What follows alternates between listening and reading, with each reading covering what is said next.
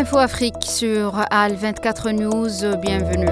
Le groupe A3+, salue la décision du Conseil de sécurité, la première du genre de permettre enfin à l'autorité libyenne d'investissement de réinvestir ses avoirs gelés en vue de préserver leur valeur pour les bénéfices futurs du peuple libyen, a souligné le représentant permanent de l'Algérie auprès de l'ONU, Ammar Benjama. Dans le même contexte, Benjama a exprimé la vive préoccupation du groupe quant à l'érosion continue des avoirs libyens gelés en raison de leur mauvaise utilisation et gestion par certaines institutions financières internationales qui devraient être tenues responsables, affirmant que le peuple libyen doit bénéficier d'indemnisations et de réparations complètes pour ces violations. Le diplomate algérien a précisé que le groupe prend note des progrès encourageants réalisés dans la radiation de certaines personnes et entités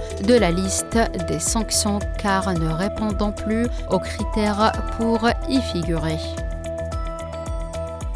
La secrétaire d'État auprès du ministre des Affaires étrangères chargée des Affaires africaines, Madame Barta Selma Mansouri, a pris part aux travaux de la réunion du comité ADHOC de haut niveau de l'Union africaine sur le Soudan du Sud, tenu à Djouba dans le but d'assurer le suivi de l'application de l'accord de paix revitalisé et de renforcer la coordination avec les partenaires régionaux et internationaux en vue de soutenir la stabilité dans ce pays, de réaliser la paix et le développement durable, a indiqué hier un communiqué du ministère.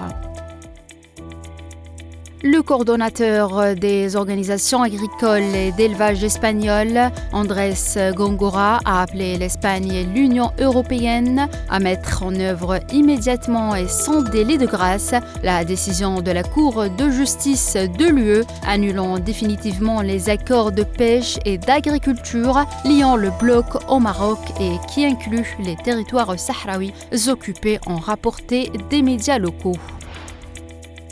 Le haut-commissaire de l'ONU aux droits de l'homme, Volker Turk, a averti que le conflit au Soudan prend une tournure encore plus dangereuse pour les civils et souligné l'urgence de mettre un terme à cette situation. Et enfin, le nombre de cas de variole mpox signalés en Afrique depuis le début de l'année dernière a dépassé les 77 800, tandis que le nombre de morts de cette maladie a été porté à 1321, a révélé le Centre africain de contrôle et de prévention des maladies.